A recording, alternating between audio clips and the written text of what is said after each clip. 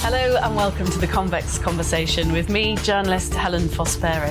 Today I'm at a community centre in South London to meet personal trainer Patrick Hutchinson, the man who was photographed carrying a white demonstrator through the crowds to safety at the Black Lives Matter protest in London back in June.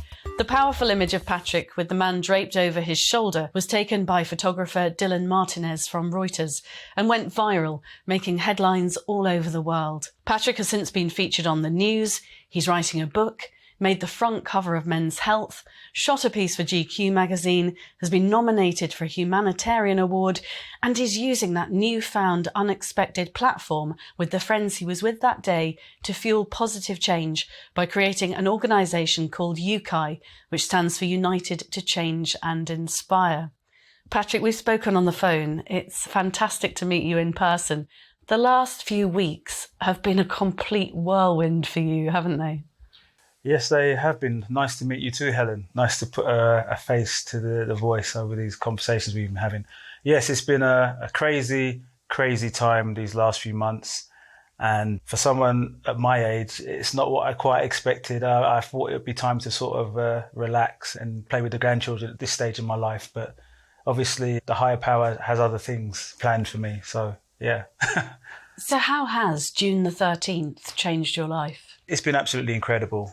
I never thought that, one act like that would absolutely turn my life upside down. Locally, a lot of people recognise me, so I've got to try and keep a low profile, which is getting, more difficult to do. I've done many interviews and podcasts like what I'm doing with you today.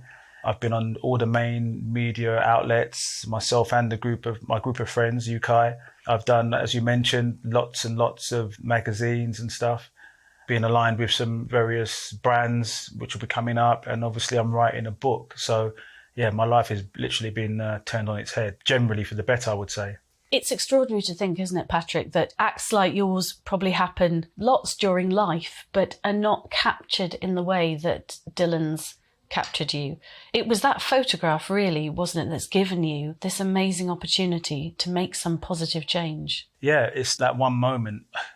I'd like to think I've lived my life in a way where I've probably done quite a few things in my 50 years that potentially, if caught on camera, would have made headlines. But this particular thing has, and the impact it has when it does, it's unbelievable. I still can't really fathom how it's got so much publicity. I do get that it was quite a kind act, but I still struggle to understand the enormity, shall I say, of the whole situation and how it's just gone viral and seen the world over. So take us back to June the 13th. Why did you and your friends decide to go to the demonstration in the first place? Well, we decided to go because we felt that after that rant that was put out there by the EDL member, we felt that it was our duty to go out there and help protect and support the community, especially the youngsters going out there who can be quite volatile. So we thought it would be good to go out there as elder, wiser heads to oversee what was happening. We put a few call-outs amongst the community. I think we only had 6 of us turn up on the day, really. I think a lot of people felt it was a trap, it was set up, and don't go down there, it's been called off. But we knew that some of our youngsters would still go out there. And so we wanted to go out there and make sure that they didn't do anything too untoward and stayed out of trouble. And what was the atmosphere like? It was very hostile in places. In Trafalgar Square, where we sort of met up as a group along with other protesters. It was nice to see so many young people out there, fighting for their rights, so to speak, and making their voices heard, as well as some of the older guys that we know that had made it up there. But obviously when you got to where some of the demonstrations were happening and where you could see the far-right extremist protesters, it was quite volatile and there was a lot of anger and hate. So describe the actual incident that Dylan captured on camera. What actually happened? So when it comes to the actual incident, that was after most of the protesting and confrontations had taken place. And the police had sort of chaperoned everybody towards Waterloo. And then there's an area outside Waterloo train station which has a staircase leading up to the embankment. So it was in that area that this incident took place. There was a bit of a skirmish a clash between some of the far-right protesters and some of the Black Lives Matter protesters at the top of the staircase leading up to the embankment. And it seemed as though some of the far-right protesters had run off afterwards, and there was just one guy left there, and he looked quite drunk, quite intoxicated, and almost didn't know where he was. And then there was a few of them that held him up. They were just sort of holding him up because he could barely stand up. And then they were passing him down the stairs. And then a few of the more volatile protesters got wind of, who he was and what he might have stood for, and wanted to start to attack him. There was a Rastafarian guy that was there that, he was probably in his 50s or something, that was stopping people from hitting him, was protecting him, shielding him. And we were sort of watching from a distance. And we saw that, this wasn't going to end well. We could see that more and more people had noticed what was happening and were congregating to the area. And it was getting thicker and thicker with a crowd of people, and more people were coming and coming. So we had to get over there quickly because we knew that, the Rastafarian guy, and there was a few others as well, helping him to protect him. It was only a matter of time before they couldn't protect him anymore. The crowd got thicker. We rushed over there, and then this guy was obviously, we were on the way over, so we didn't know how he ended up from one place to another. But then he was on the steps of the floor, and then there was loads and loads of people over him. Some trying to stop people from hurting him, and some people trying to bring harm to him. And I was like the last one of us to sort of get over there. So the only thing left for me to do was to pick him up and get him out of there. So, which I did, hoisted him up onto my shoulder, like in a fireman's carry, and started marching him over towards the police. There was a row of police a few feet away, and they were filming what was going on. And whilst I was carrying him, people were protecting us because you could still feel blows, him receiving blows while I was walking away with him. And then once I sort of got away from the main area of danger, there was a lot of clapping and applauding going on. So there were lots of people, lots of the Black Lives Matter protesters, they were applauding us for what we just done. So that was quite a nice feeling. At this moment in time, I didn't realise there were people filming or taking pictures or anything like that. I just put him down in front of the police and said, "Here you go." And then we moved on to the next incident. Did he say anything to you? No. He was completely and utterly out of it. I mean, I think he may have been slightly concussed, as well as being drunk, but he just didn't know what was going on. He's been identified now. I mean, you've been all over the world's press. Has there been any contact? Has he tried to get hold of you to say thank you? No, I've heard nothing from him. What went through your mind when you scooped him up and you threw him over your shoulder? What was going through your mind at that moment? At that particular moment in time, nothing was going through my mind other than saving him some serious harm, and also just saving the Black Lives Matter protest and the narrative. Because if something bad had happened to him, it would have you can imagine the press and the negative story that would have been written about what had happened. So how did you realise, what was the first moment you realised that had been captured on a still and suddenly you were in the spotlight?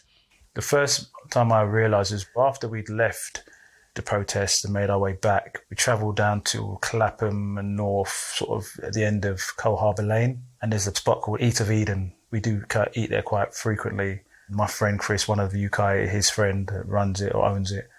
And we went down there for a bite to eat. And while we were there eating, our phones started sort of popping off, and mine in particular. And I had a message come through from my sister. And funny enough, but prior to that, on the way down, I had put in a group chat that I have with my siblings that I'd saved a white guy's life today or something to that context. And no one thought much of it. Like, what's Patrick going on about now? Probably. You didn't put hashtag national hero? No, I didn't put anything like that, no. My sister messaged me with a picture. "Is this you, Pat?" Like, and I said, "Yeah." And she sent me some video footage. She said, like, "Oh my gosh, this picture is going viral. I think it's on Reuters feed. It's going all over. It's all over the world. People are bringing my phone and stuff." And I said, "Really?" He said, "Yeah." It's like, what's going on? What's happened? And I said, "Well, that message I sent to you earlier, this equates to that. This is what we did." He said, "Oh my God, it's just like it's out of control. Like, have you seen the views on Reuters feed and stuff?" So I said, "Okay, I'm going to put it on my Instagram page." I just said, like, it's not black versus white. It's everybody versus the racists. And I just wrote that. It just came to mind, and I wrote it. And it seems to now be sort of my phrase, and it's almost like the title of my book as well now. And yeah, put that up, and then I started getting hits and follows and hits and follows, and Yeah, my Instagram account went from about, I think it was like 1.9K to 22K. Wow. And did your family and your kids and stuff feel really proud of what you'd done? Yeah, they were. My mum was extremely proud. And my children, yeah, extremely proud. But my mum especially, she said, you've always been like that as a little boy and you've always wanted to help people and, you know, you'd always be the kind of guy that would befriend the child that no one was friends with and stuff like that. So it doesn't surprise me at all. So you suddenly now, Patrick, have this unexpected, newfound platform to make a really massive and positive difference. Tell us about UTCAI and how the idea for it came about. So the idea for UTCAI came about when we all sat down and decided that this is an opportunity. I mean, we'd all individually already been doing work with children in the community. Jermaine Facey, I've known him for over 25 years and he worked in Brixton Recreation Centre. I used to train in the gym and he used to work there. I always used to see him letting in children in the back door, children that just couldn't afford to go into the recreation centre. He would let them in and let them train and let them play football and do stuff with them for nothing. I don't know, it was about £3 or £2 or whatever to get in, but the children just didn't have that. They just couldn't afford it. But he would let them in.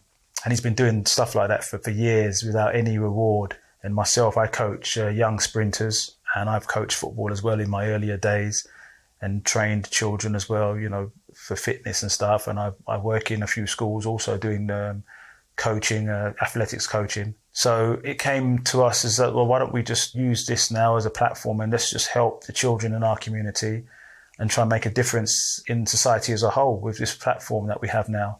So that's how we decided. And then obviously we just thinking of inspirational names for the group. Fathers for Change was the first one that we quite like that still, but we felt it might neglect the mothers who are probably the main and strongest characters in our community when it comes to raising the children. So we didn't want to just use the word fathers. So in the end, we came up with United because, you know, we were united on the day as brothers, fathers, and as parents to go up there and help to take care of our community and the children in our community. And we changed the narrative, that negative stereotype that they like to put on us at times. You know, when you see a black guy in a hoodie or whatever, they think that you're up to no good or think that you're aggressive or whatever. All the negative stereotypes that are out there about us, we've liked to think that we've helped to change that narrative. And then we're inspiring other people, other children, other individuals to be like us and be a force for unity and for change. We want everyone to have that same outlook on life and together we can make a big difference. I love the fact that each of you in UTCAI are specialising in different areas and playing to your strengths. And I love the stories behind each speciality, if you like. So Jermaine, I think, tells the moped story and he's going to take care of the criminal justice system area. Tell us a bit about that. Yeah, so Jermaine will be focusing on criminal justice. I mean, he's the main guy, but we'll all be party to it and be helping as well. So, you know, he'll be going into a lot of prisons. We will be going to a lot of prisons, spending time with inmates, doing talks, doing uplifting stuff, trying to lift morale. Especially, I think he wants to particularly work with the young offenders in various young offenders institutions like your Felthams, where the boys are still boys, they're still only boys and they're in there and their life is on that path. It's a chance to get in there and stop them from continuing that life of crime and get in there now and show them that people still care about you, society still cares about you, and this is not the end. This can be the start of a new beginning for you if you just make the right choices in life. So he's going to be going into a lot of those institutions and we'll be doing talks and uplifting and trying to make changes in those areas. And when I mentioned the moped, he tells the story, doesn't he, where he's got a hoodie on and he's riding his moped and constantly stopped by the police for no apparent reason, other than the fact he's black and they want to know what he's up to. Yeah. I mean, that really shocks me to the core, and you guys must experience that all the time, I'm guessing. Yeah, I mean, and also we'll be trying to champion some sort of change as well. Obviously, we want to go to Parliament for various changes to be made because obviously we believe that the system is unfair. The scales are unbalanced against us, and you know, when a young black boy goes up in front of a judge, often the result isn't the same as if he was white. So we want to address all these things as well. Chris is going to be focusing on mental health. I know you're all going to be helping with each other's areas as well, but why is mental health particularly pertinent to Chris? Yeah, well, for Chris, admittedly and openly, says that he suffered a mental breakdown. He worked in the city for many years in the corporate sector, and he suffered a lot of unconscious bias and stuff. And he was due for promotions and didn't get them, and he was treated differently than his white counterparts. So that's his area because he feels really passionate about that. And he's got various qualifications around mental health as well, mentoring people with mental health issues. So that's his area, and he'll be championing that. And Lee is concentrating on youth development and mentoring. Tell me a bit about Lee. He's an interesting character. Actually, him and Chris are the sort of same age, are the youngest guys in the group. He had some issues growing up as well, didn't have his father around, and he has twin girls and he has a son, and he's a wonderful father. And it was just natural for him we're all wonderful fathers, a lad, but for him, it was just natural for him to go into that area because he's really, really good with children, and he really cares about the future of our young children, especially the young men. And he has a son who is, I think he's about 11 or so, his son. So he really cares about his son's future, and he just feels like youth development is something he can make a huge change in. And for you, what will your area be? And mine will be education. So again, I'm used to working with children. I want to work not only, but predominantly, I'd like to work in the PRUs, which are pupil referral units. So these are children who have been kicked out of mainstream schools because of probably behavioural issues, etc.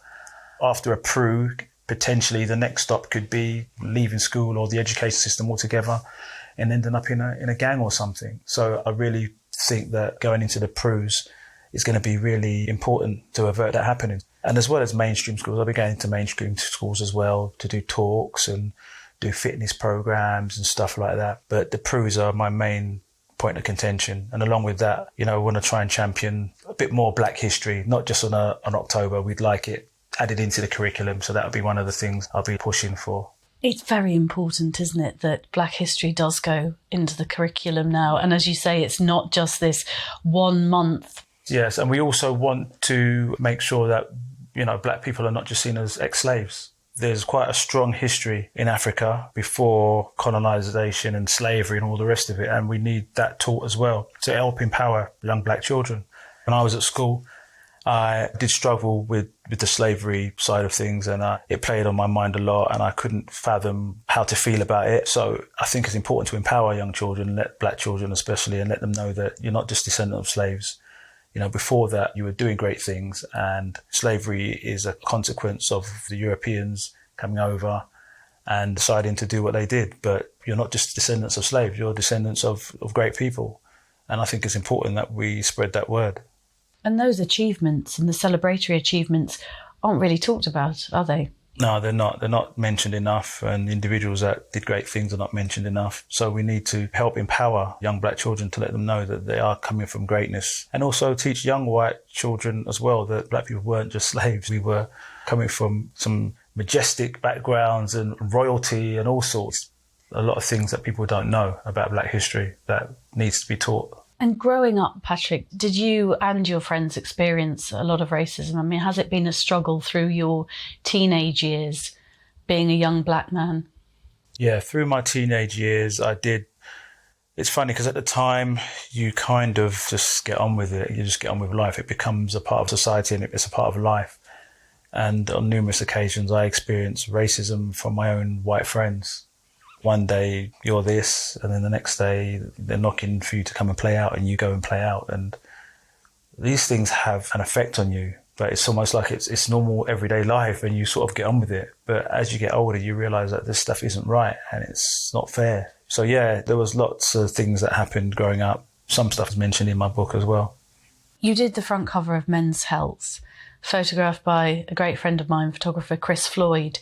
And one thing you talked about in that Men's Health article was training and how exercise has been really important in your life. The martial arts have been really important and saved you mentally, I think you've been quoted as saying.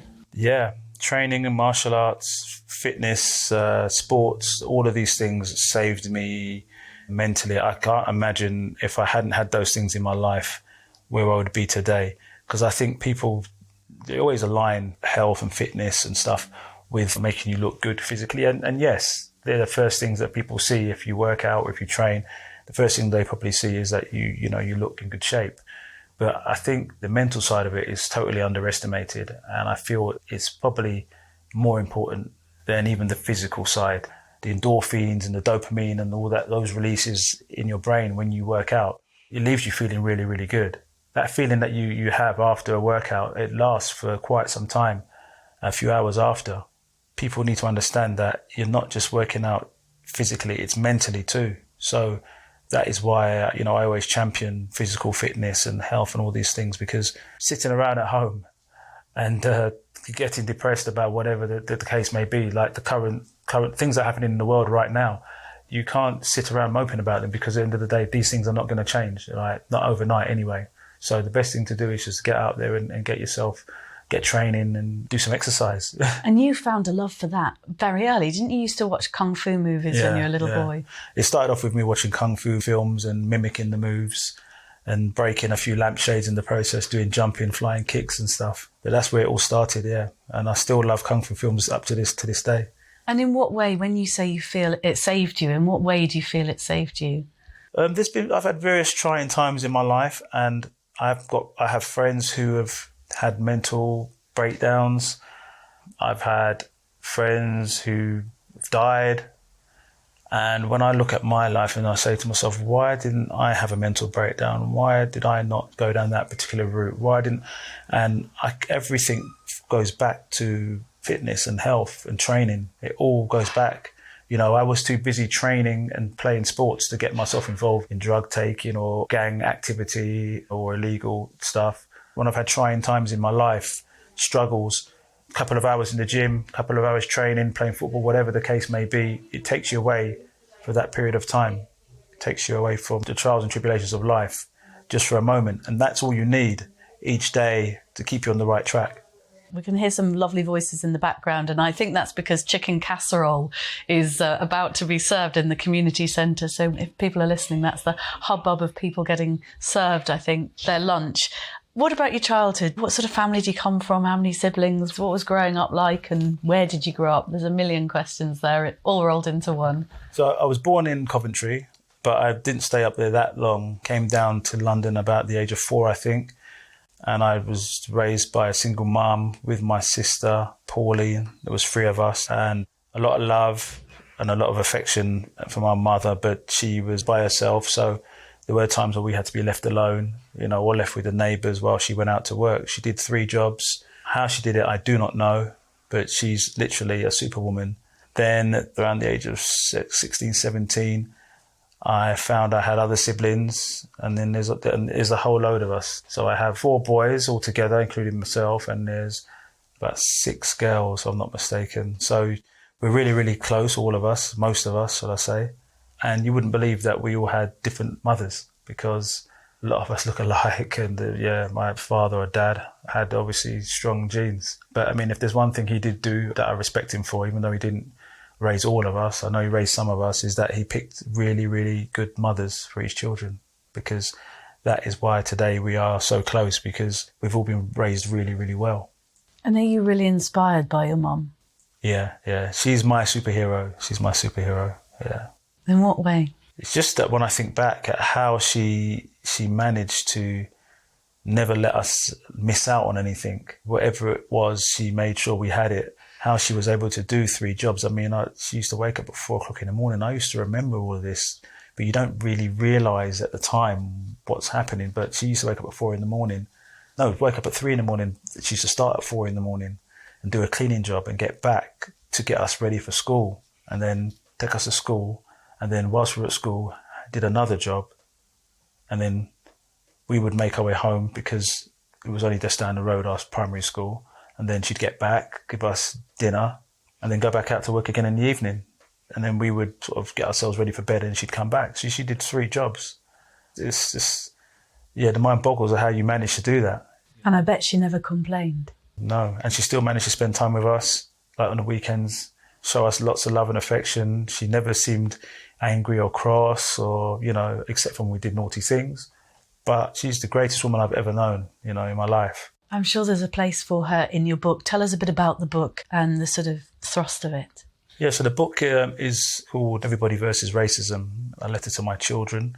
It is me writing to my children and grandchildren, but it's really to society. That's the format of the book. And it's just sort of a lot of my take on things in today's world and what's happening. There's lots of references to various things that have happened to black people.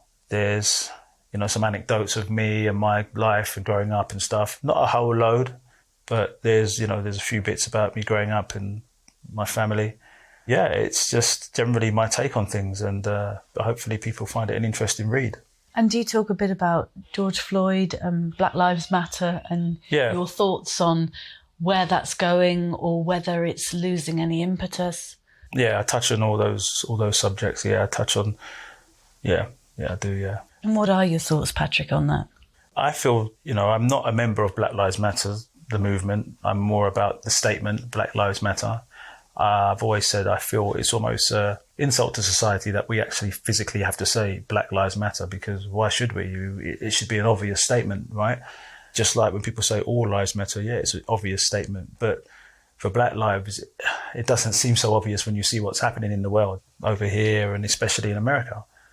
So the fact that we have to champion this, to me, it's a bit of an insult to society that we have to do this. But as a whole, I feel like there's still lots of momentum. I feel that the movement Black Lives Matter have given us a huge platform, and I'm grateful for that platform. And now it's for individuals to do what they can do to fight for some proper lasting change and equality for us.